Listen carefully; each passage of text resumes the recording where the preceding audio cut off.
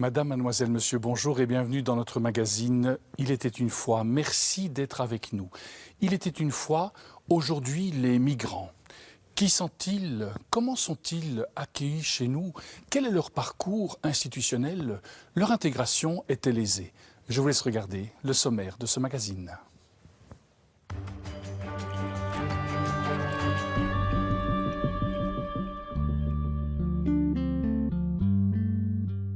Aujourd'hui, en Belgique, la situation des migrants a-t-elle changé?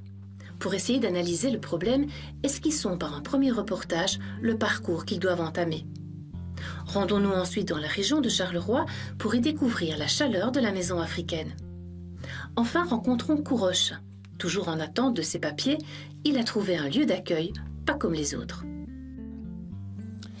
Jacinthe Mazzochetti Marguitaï, bonjour. Bonjour. Merci d'avoir accepté notre invitation. Jacinthe Mazzochetti, vous êtes professeur d'anthropologie à l'Université catholique de Louvain et vous, Marguitaï, vous êtes secrétaire général de Pro-Migrantibus. Alors, pour entrer dans le vif du sujet de ce magazine, je vous propose de regarder ce premier reportage qui est signé Corinne Owen et Jean-Louis Gios.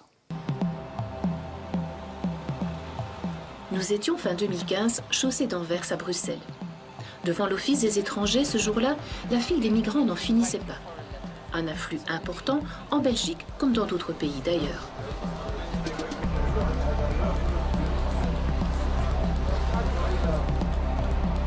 Depuis le début de cette année-là, dans le monde, on comptait 65 millions de personnes déplacées de force. Un chiffre jamais atteint depuis la Seconde Guerre mondiale et alimenté en grande partie par les conflits au Proche-Orient. Aujourd'hui, le trottoir de la chaussée d'Anvers est quasi vide. Mais ne vous fiez pas aux apparences, le problème des migrants n'est pas résolu pour autant. Il s'est simplement déplacé. D'ailleurs, les derniers accords passés par l'Union européenne avec la Turquie sont source de tensions. Des milliers de personnes se trouvant bloquées sur les îles grecques dans une situation apparemment bien compliquée. Pourtant, la Belgique a toujours été une terre d'accueil au sein de l'Europe. Caritas International travaille sur le terrain depuis longtemps. Au-delà de l'accueil, l'organisation veut surtout accompagner les migrants dans un véritable processus d'intégration.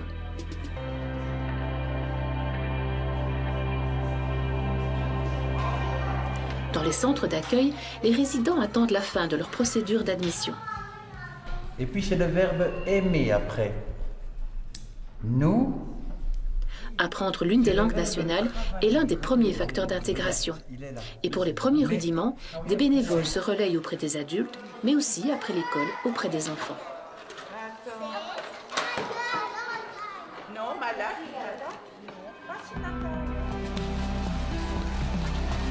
Le permis de séjour obtenu, il faut pourtant encore s'armer de courage. S'inscrire au CPAS pour obtenir une allocation et puis dénicher un logement, une condition indispensable pour trouver un emploi. Au Housing Café de Liège, les permanents et bénévoles de Caritas International essaient de convaincre des propriétaires parfois hésitants à louer leurs biens à des personnes fraîchement arrivées sur le sol belge et encore sans travail.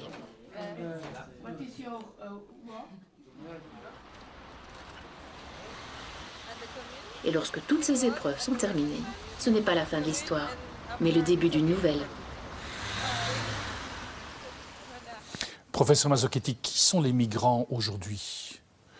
Alors derrière le mot migrant se cachent de nombreuses réalités différentes. Il y a évidemment des personnes qui sont en mobilité, en lien avec des questions économiques, écologiques, et se surajoutent évidemment à ces dimensions-là des dimensions politiques qui peuvent être de l'ordre du conflit ou simplement de l'absence de liberté.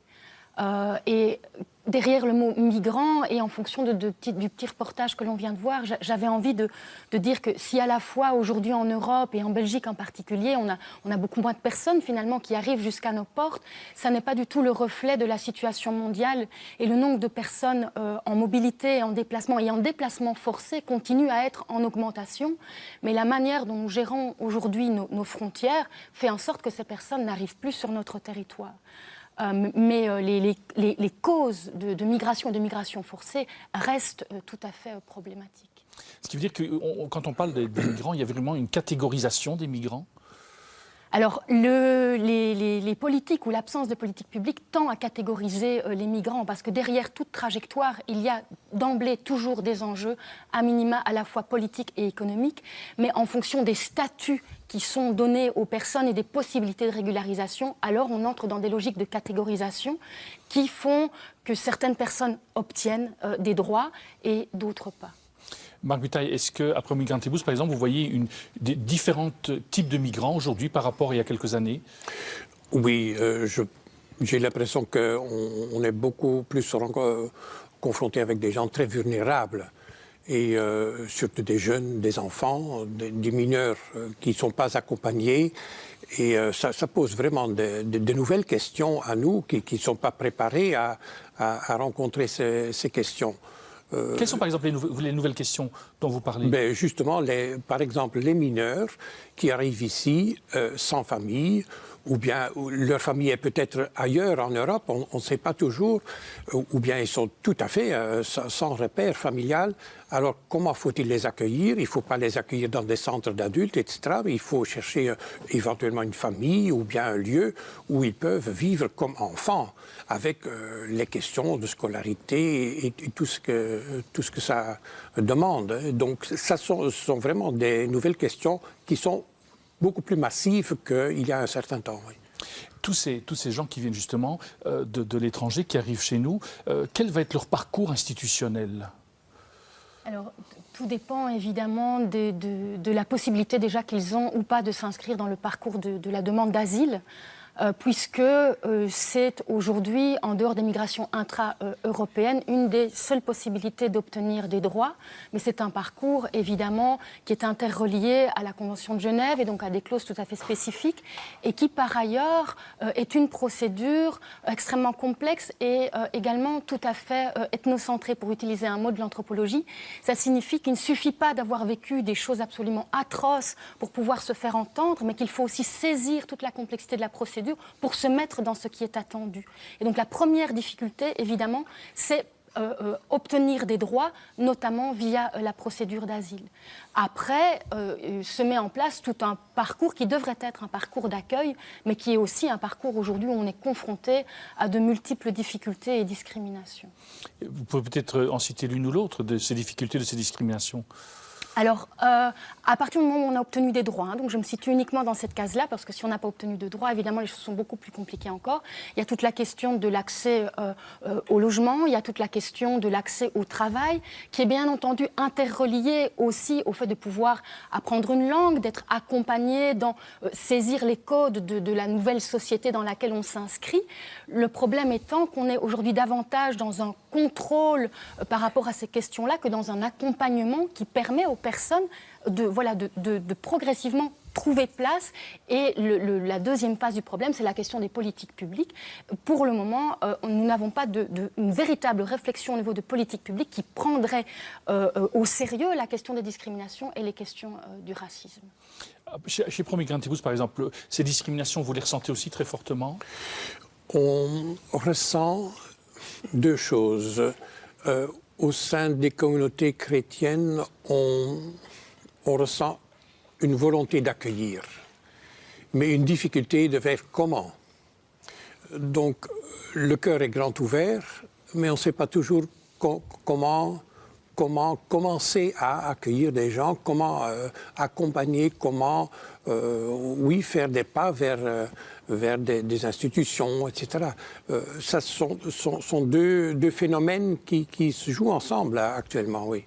Ce que je vous propose, oui, vous voulez réagir. Je voulais réagir parce qu'à la fois dans le parcours d'asile et dans ce qui suit le parcours d'asile, quand on a obtenu des droits, le fait ou pas d'être accompagné fait une très très grande différence dans les histoires de vie des personnes, dans leur trajectoire. Parce qu'il y a la nécessité de comprendre ce dans quoi on est.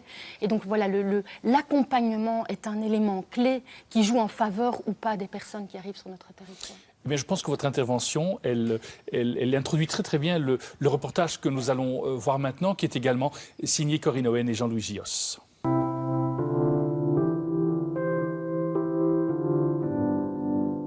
Il y a quelques années, dans cette ancienne cure de la chaussée de Gilly, une idée se concrétisait. la mise sur pied d'une association visant à toucher toutes les personnes d'origine africaine arrivant en Belgique et plus particulièrement à Charleroi. Une initiative soutenue par la pastorale des migrants. La maison africaine était née. La vocation de la maison africaine, c'est d'abord d'être un point de ralliement de tous les Africains qui arrivent en Belgique. Mais un point de ralliement par rapport au fait que ceux qui arrivent chez nous ont un gros souci, c'est le dépaysement. On arrive dans une terre étrangère et il faut bien s'adapter, il faut trouver ses marques, il faut gérer le quotidien.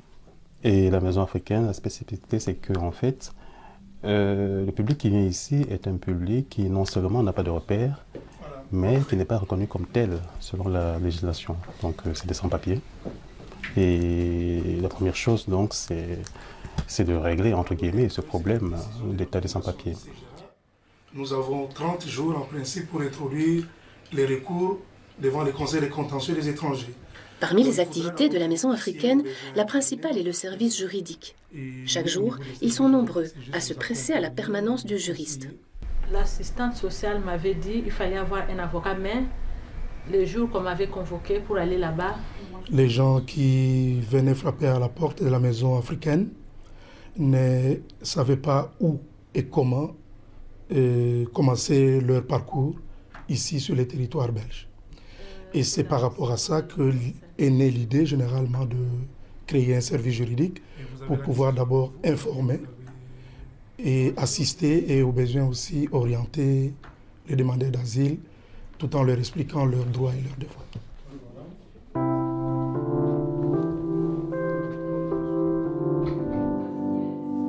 Et alors après, évidemment, il faut suivre les personnes. Le tout n'est pas d'avoir des papiers aussi ou bien d'être en Belgique. Il faut l'après-Belgique, je veux dire l'après-arrivée, entre guillemets. C'est-à-dire, le fait qu'on soit là et qu'on ait trouvé ces marques ne veut pas forcément dire qu'on soit intégré. Donc il y a aussi tout un parcours d'intégration que nous assurons à travers la formation à la citoyenneté. Connaître la Belgique. Qu'est-ce que c'est que la Belgique?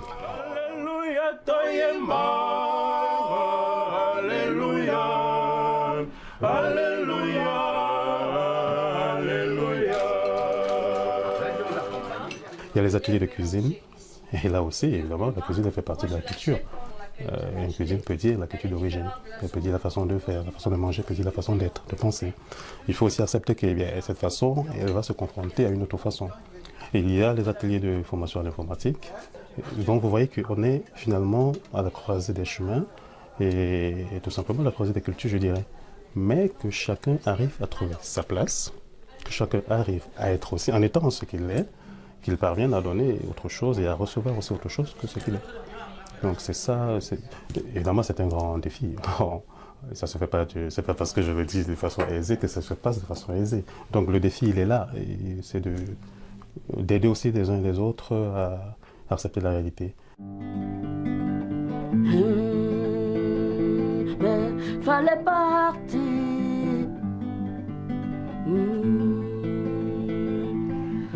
Fallait partir pour espérer mieux vivre un jour. Marc Butaille, qu'est-ce qui vous touche dans un reportage comme celui-là? Oui, ce qu'on ne voit pas, c'est que cette initiative est née des animateurs en liturgie qui, pendant des célébrations les dimanches ou le samedi soir, voient des gens arriver dans les églises et qui sont sans repère. Et après un certain temps, ce sont eux-mêmes qui prennent l'initiative de faire cette maison d'accueil et où ils ont dû inventer vraiment toutes les étapes de cette maison et tout ce qu'on y fait. Donc ils ont vraiment imaginé dès le début toute cette structure d'accueil. Et c'est ça qui me touche. Donc vraiment les migrants eux-mêmes, en ce cas-ci, ils prennent les choses en main. Ces migrants prennent les choses en main, mais également dans le domaine juridique, professeur. Oui, ce que je trouve extrêmement intéressant dans ce qui a été amené là, c'est qu'il y a 3 dimensions qui sont posées. La première dimension, c'est la dimension juridique qui nous amène à la question du droit et au désastre humain, juridique, politique qu'est la question sans-papier. Parce qu'à partir du moment où vous êtes en dehors du droit, eh bien, vous êtes en dehors du respect qui est dû à un humain, vous êtes exploité, vous êtes violenté. Et donc cette première question est fondamentale et elle est posée là de manière explicite. La deuxième dimension, ça rejoint ce que je disais à la suite du premier reportage, c'est une fois que vous avez obtenu des premiers droits, il y a nécessité d'être accompagné dans la suite du parcours. Et ici, c'est effectivement extrêmement intéressant que ça se fait aussi dans une relation tout à fait égalitaire à l'intérieur d'une communauté ou de migrants à migrants. Et ça met le doigt sur le fait que la dimension aussi communautaire, culturelle, elle est ressource aussi. Hein, ça fait peur parfois, on a peur de l'entre-soi, mais l'entre-soi peut aussi faire ressort pour aller vers les autres et faire ressource. Et la troisième dimension, évidemment, c'est la dimension d'appartenir à la nouvelle société.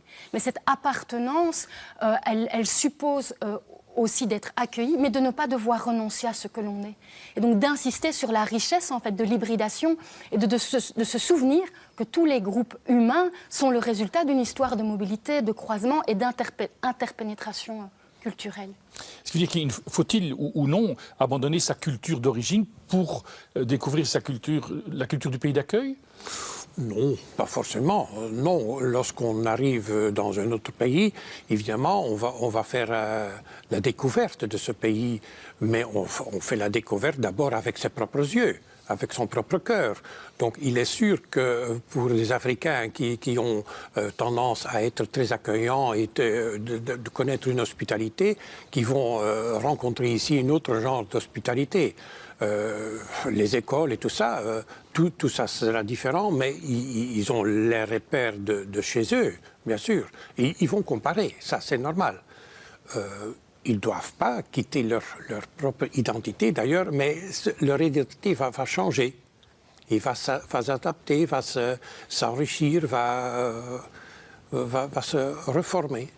Par rapport à justement cette maison africaine, est-ce qu'on a d'autres exemples ou dans d'autres de migrants d'autres pays qui aussi vont se retrouver comme ça, vont se soutenir les uns les autres ? Oui, alors à la fois au niveau de l'associatif reconnu, je dirais, mais aussi de toutes les initiatives qui se fondent entre migrants ou entre personnes issues de différents pays, mais aussi de plus en plus des lieux qui regroupent des personnes à la fois qui ont une histoire longue d'installation en Belgique et d'autres personnes qui sont nouvellement arrivées et qui finalement viennent pallier à toute une série de manques du côté des institutions et permettent aussi aux personnes de trouver leur marque. Je vous propose alors de regarder un troisième et dernier reportage qui illustre la thématique de notre magazine.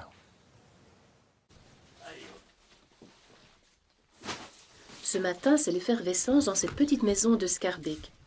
Le camion de la banque alimentaire vient de passer et les volontaires remplissent les étagères des denrées de première nécessité. Comme chaque mois, Kourov est venu se ravitailler. Il a quitté son pays il y a de nombreuses années déjà et son histoire est bien compliquée. Sans papier, sans argent, il n'a pas d'autre choix que d'accepter cette aide d'urgence. Je voulais entrer, demander asile, mais j'arrivais pas. Alors on devait aller chez la Croix-Rouge. Croix-Rouge, malheureusement aussi, a été pleine. C'est comme ça que je me trouve ici maintenant.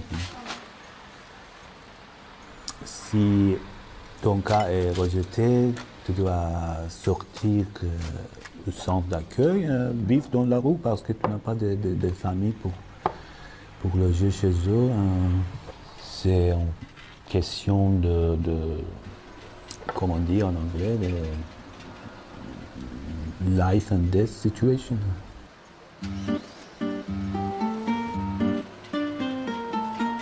Une fois ses sacs remplis, Kourov reprend le chemin de la maison, enfin de cet endroit un peu particulier qui est devenu son chez-lui.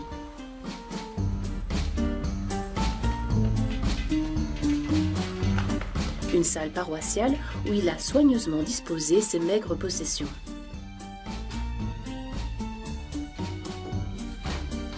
Donc ici, tous les paroissiens se sont mis ensemble pour vous aider. Je suis très heureux de voir les gens comme ça. Je pensais qu'on ne trouve pas les gens comme ça dans la vie, dans le monde d'aujourd'hui, mais je suis très heureux qu'encore il y a des gens sympas comme les catholiques de la paroisse. À l'unité pastorale du Kerkebeek, l'accueil fait partie d'une longue tradition. Et les églises se veulent tout autant un lieu de culte que de rencontre. Monsieur Ovin, que vous rappellent ces photos? Celle-ci, ça date de 2015, quand on a accueilli des réfugiés dans l'urgence. Il faisait froid et on a ouvert la salle d'accueil parce qu'on n'avait pas mieux à offrir. Et justement, qu'est-ce que cette arrivée de migrants a représenté pour les personnes de l'unité pastorale? Ça a été très riche quelque part. Bon, ça a été très prenant, ça nous a pris beaucoup de temps, beaucoup d'énergie, mais en même temps, on a fait plein de rencontres, à la fois avec les migrants, à la fois avec des gens de l'unité qu'on connaissait moins, et à la fois avec des gens tout à fait extérieurs à l'unité. Il y a des gens pas croyants du tout, qui ont dit « Tiens, vous faites ça, on peut donner un coup de main ». Voilà. Donc ça, je trouve vraiment très riche. Et on se rend compte là qu'on est au fond tous d'abord des humains. Et donc là, on travaille ensemble, avec chacun ce qu'il peut apporter. Et comment voyez-vous l'avenir? Ma vie, c'est jour par jour. Je ne pense pas à demain parce que les problèmes d'aujourd'hui sont assez pour aujourd'hui. Demain, c'est l'autre jour. Le chemin sera encore long avant que Kourov ne trouve sa place dans notre société. Marc Butaille, est-ce que c'est la mission de l'Église de devoir s'occuper de ces personnes? Oui, sans doute, sans aucun doute. Ici, dans le cas, l'Église a été demandée par le CPS de venir en aide. Le CPS était submergé d'accueil et il n'avait pas de personnel pour accompagner, pour toutes les choses matérielles, pour loger. Alors là, l'Église a vraiment répondu à l'appel du CPS pour accueillir des gens.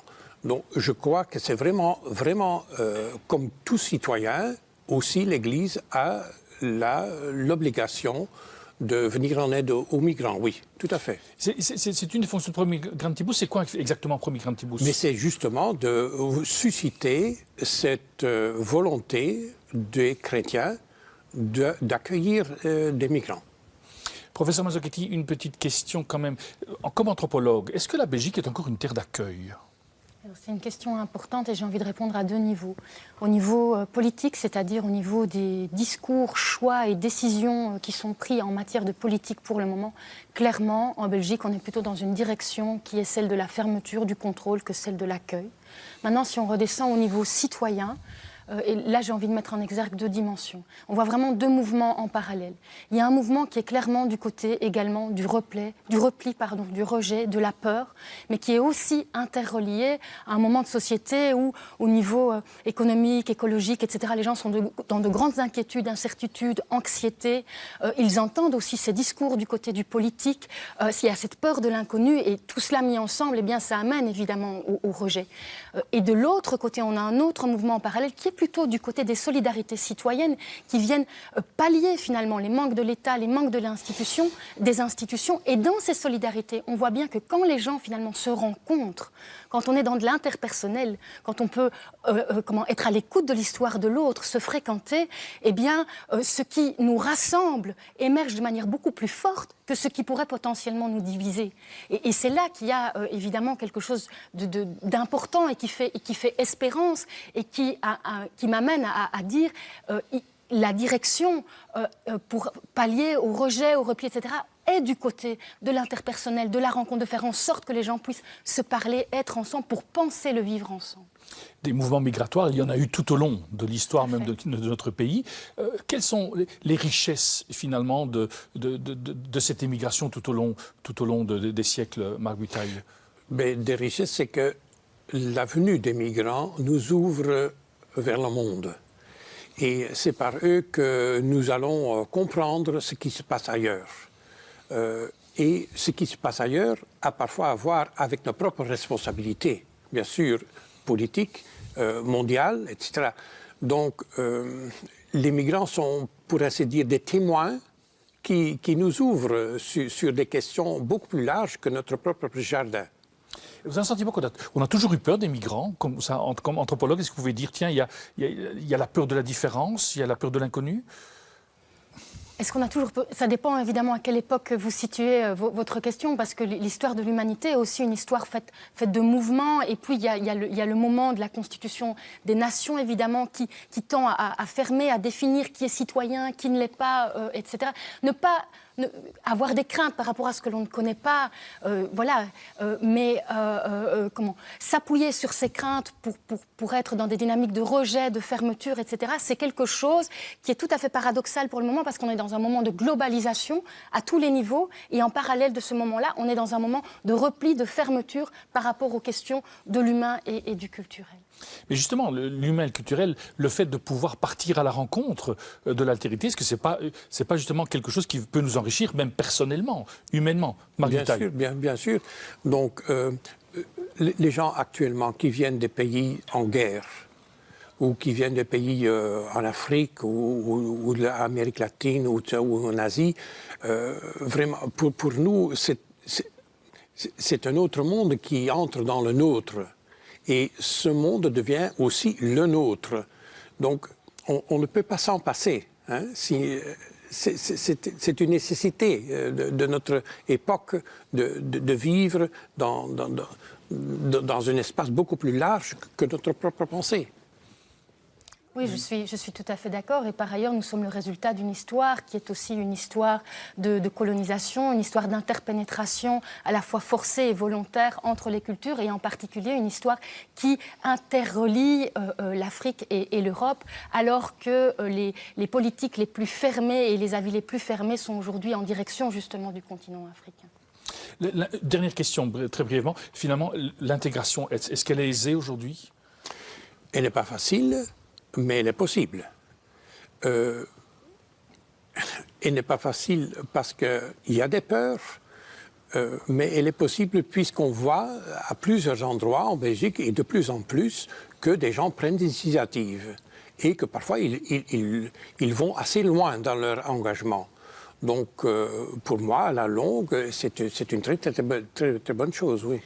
Vous ne pouvez trouver place quelque part que si la société est prête à vous faire une place. Et je pense que c'est ce qui est problématique pour le moment. C'est qu'on dit les personnes ne trouvent pas leur place ou ne veulent pas s'intégrer, alors que la société, pour le moment, n'est pas dans un état d'esprit qui est celui d'accueillir. Merci en tout cas à tous les deux de nous avoir permis d'un peu mieux comprendre la situation des migrants aujourd'hui. Nous arrivons déjà au terme de notre magazine. Merci d'être resté avec nous. Si vous souhaitez revoir cette émission, il vous est possible de le faire en allant sur notre site catobel.be. Au nom de toute l'équipe qui l'a préparé, il me reste qu'à vous souhaiter une excellente journée. Je vous dis à très bientôt.